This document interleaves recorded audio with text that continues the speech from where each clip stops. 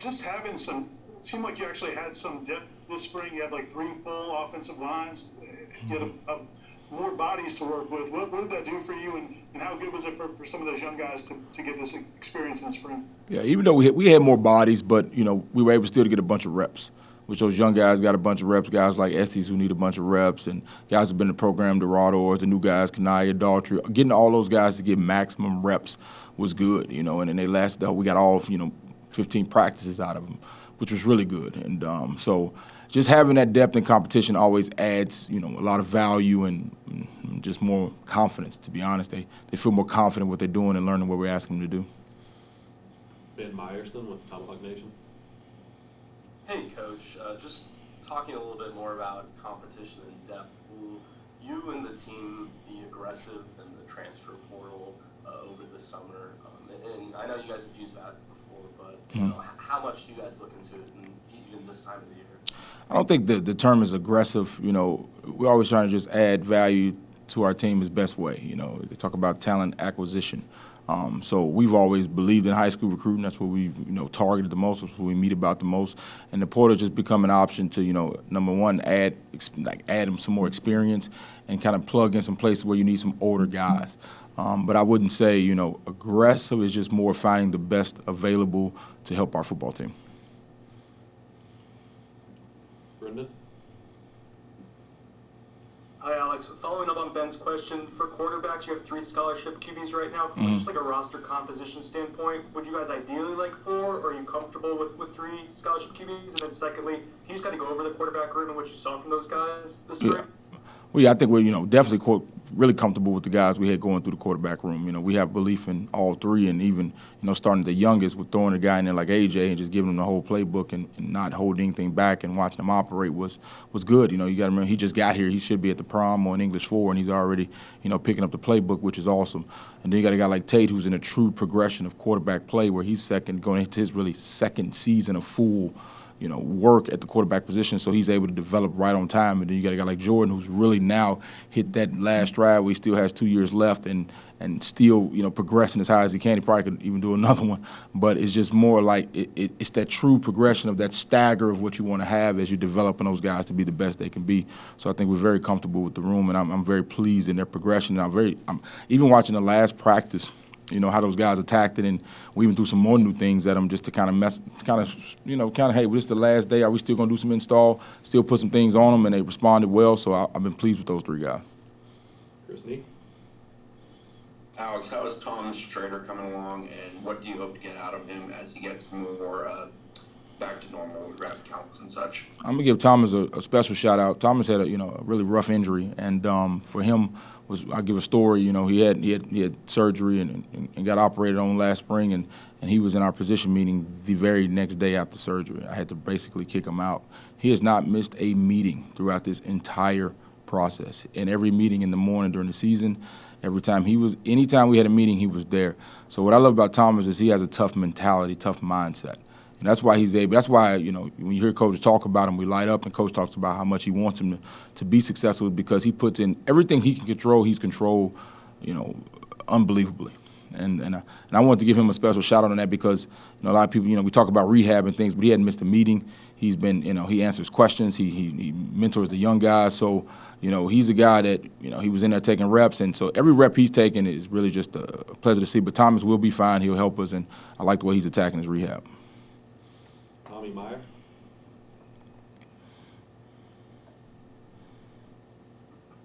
Hey, Coach. Moving past spring, what's the plan with players communicating as far as with the staff, workouts and nutrition and planning of training? What's the plan going on past that? Oh yeah, well, so they're actually still in a regular normal work week right now. They're going to complete that week. And then we're going into kind of the last, into finals and things like that with school. So we're going to give them that discretionary period where we'll have hours where they can come in and work out and have that option. But also a part of it is recovery. We want them, we got some good work in, and we banged quite a bit. It was a real physical spring. So we want them to heal, get back. And Coach Storms has a great plan of progression as they make their way back to the rest of the summer workout. So I think it's a good progression of now getting into recovery and still working out. But the biggest thing I'm pleased our team is when we brought them up after the last practice, they were already getting together, discussing plans to get together and kind of motivate themselves. You know, I've heard some great coaches say once players start to defend what you're telling them, meaning whatever you're teaching them, if they're defending that when you're not around, then you see the progression of the team. So I saw that yesterday, and I was pleased to see that. Hey, Alex. I'm wondering your thoughts on the wide receiver room coming out of spring. Obviously, we saw what Micah and Johnny can bring, but obviously didn't get to see Winston, unfortunately. I was wondering, I don't know, your thoughts on the room, if you would consider maybe adding another one, because I don't know if you have an idea of a timetable for Winston. I'm going to give a special shout-out to Winston because even though he went through that unfortunate incident, he still didn't miss a beat academically. You know, I saw him down, and he was here yesterday in good spirits, good positive kid, because a lot of people can go the opposite way when things like that unfortunate happen, especially coming to a new place. So, you know, I give props to our team, our teammates, and a lot of people that kept him encouraged. So I feel fired up that Winston, you know, can help us, you know, and I like where his mindset is, and I feel confident in that. As far as the totality of the room, I've been very optimistically pleased just because like I knew what it was going to be. I'm glad it got to showcase in those flash moments. You know, everybody's focused on the new guys with Johnny and Micah and Deuce and things like that because those are the new, you know, like they say, the new toys. You know, everybody wants to say, oh man, I can't wait to watch those guys evaluate it. I knew that we knew as a staff they were going to fit right in. We knew they were good people, good kids. I mean, I don't want to say good kids, good players, and I knew that was going to be a positive experience. But the guys that, you know, like Malik, had a really good spring. He really showcased himself. The guys that were already in that room, Ja'Kai Douglas, you know, he's came up and stepped up a lot this spring and made some plays even last season. Like he's been forced and competitor with Keyshawn, you know, still battling out there and going through what he went through to get back to his full recovery and now, you know, progressing forward. So I've been pleased with, and then you got Pokey who just, you know, he still was lighting it up. You know, he still has those flash moments. So I've enjoyed not only the new guys' progression into the room, but the other guys stepping up and saying, all right, you know, and not only welcoming them to make it a unit, you know, but still competing, you know, to go get the ball. So I've been, just the totality of that room, I've been really pleased to watch, and it's been fun to watch. Brendan?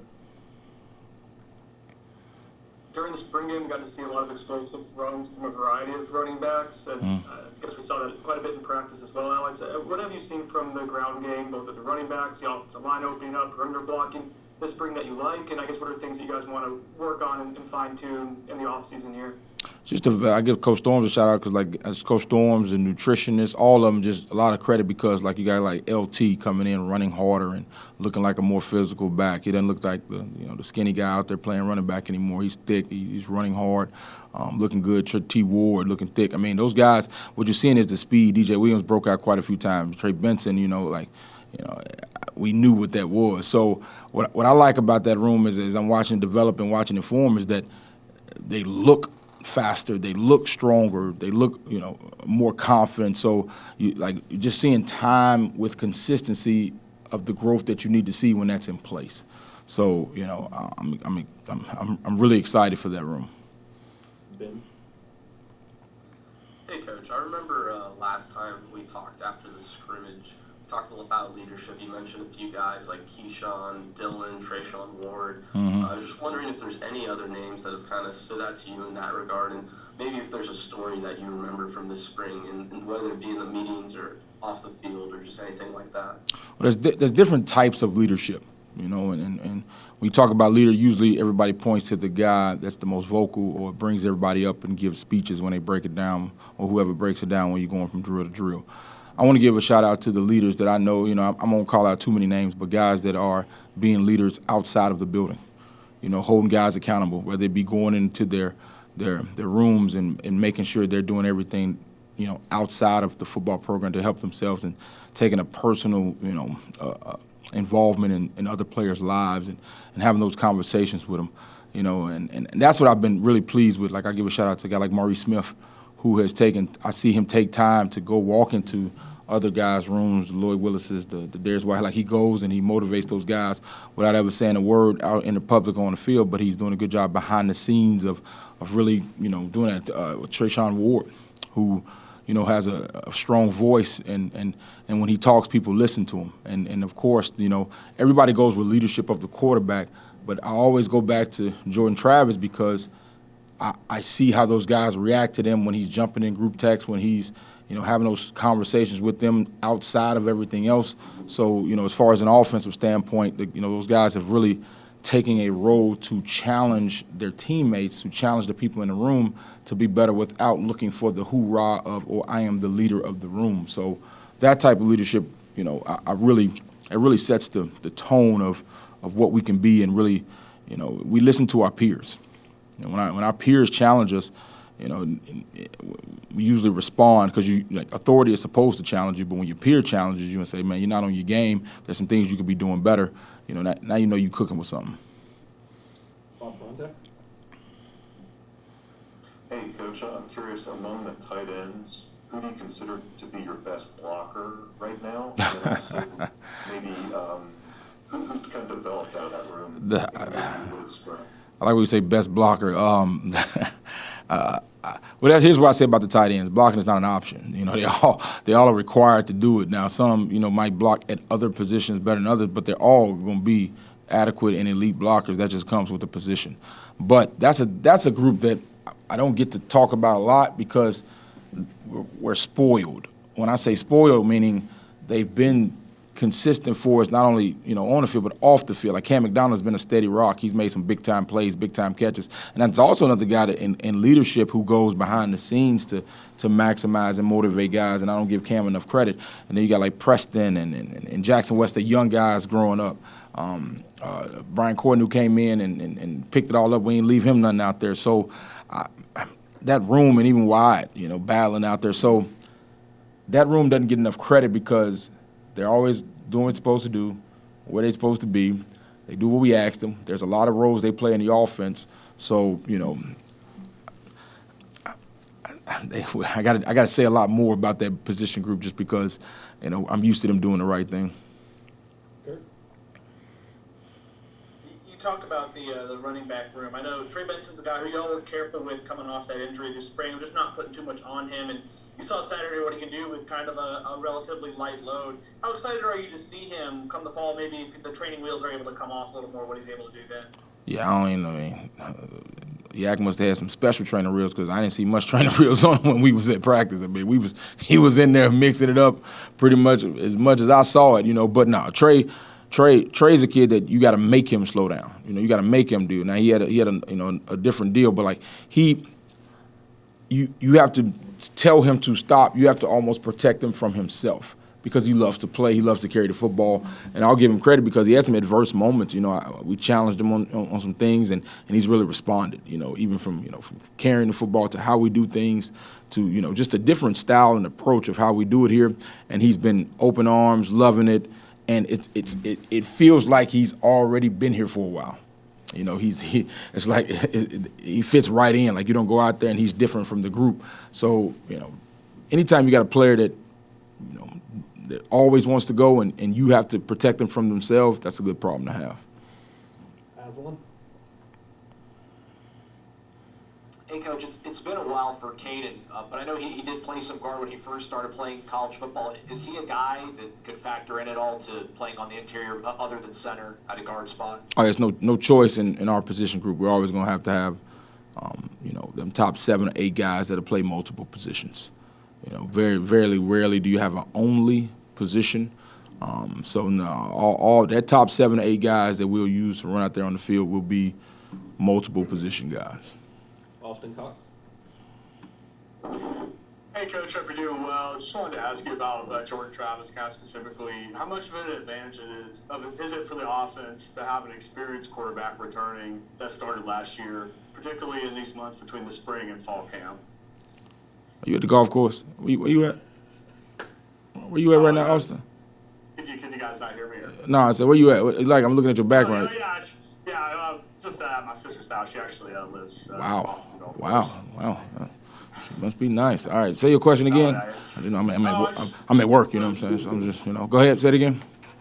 Just with Jordan Travis, how much of an advantage of it is it for him, having him an experienced quarterback returning just for the whole offense?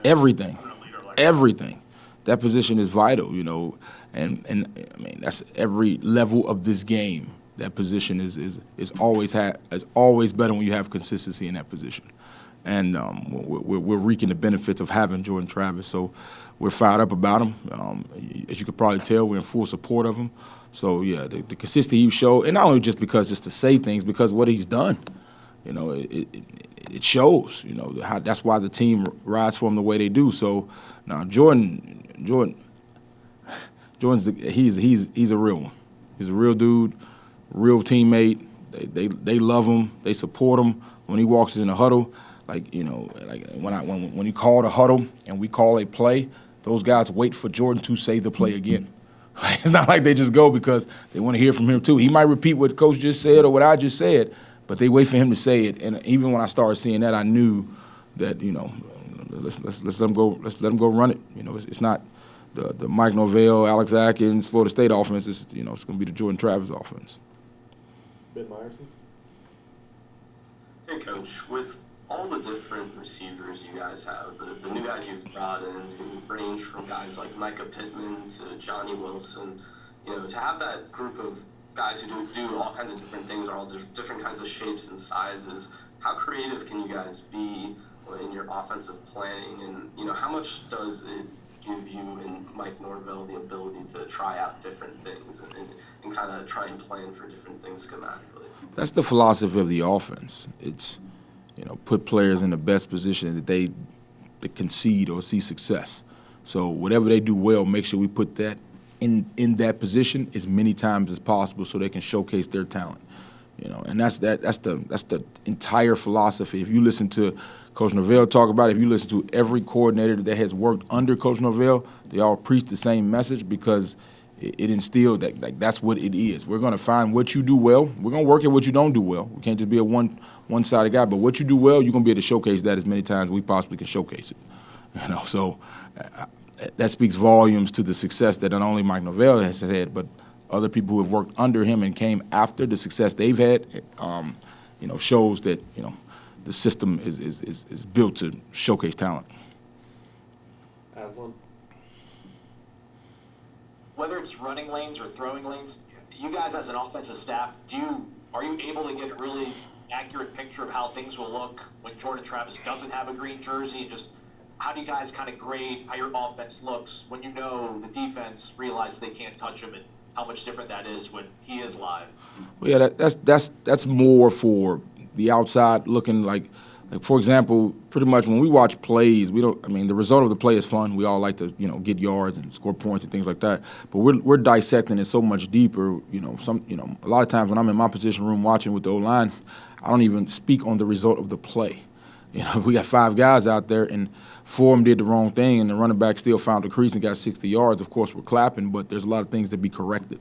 So, what we're looking at is the execution of what we're asking for and making sure we're putting them in the right position. Now, the result will be the result. The result will come throughout that process, and we'll be able to celebrate the results. But we got to focus on the consistency of doing the right and correct thing more, and the results will come more than really focusing on let's get this result. Like, this is the path to get the result. So whether it be your left elbow, whether it be where your eyes are, whether it be the what if questions, what if this guy came up, or what if they shift. So it's more of putting them in challenging situations to get some consistencies more than it is, focusing on the result at the moment. Last one for Aslan. And just for the center position, I don't know how many teams you guys go against, how often, they're going to put a guy directly over the center, like at a zero tech, but is it imperative for Maurice to gain weight this offseason, or do you feel that he's totally capable of what you guys need to do to be effective at his current weight? Maurice came in, and he came into a situation where he came in as a freshman offensive lineman and played. He was the start. I think he played guard against Arizona State in 2019, his first year in college football. And then the next year he goes through where he doesn't have an offseason at all, and then he just really completed his first full offseason. I think not only just Maurice, but it's a totality. If you look at the guys at that position who've been here, the development has been accelerated now because we have the time and the consistency. So I fully believe no matter it be weight, strength, knowledge of the offense, all that is packaged into a deal of consistent direction. So, yes, Mo has a lot of things to get better on, and that's included in it. But it's a totality, all of them stronger, weight, what they're made of. Because some people just talk about weight. You got to be what you're made of. What is the weight? You know, we can get them weight, but, you know, what is that weight? So it's doing things the right, correct way.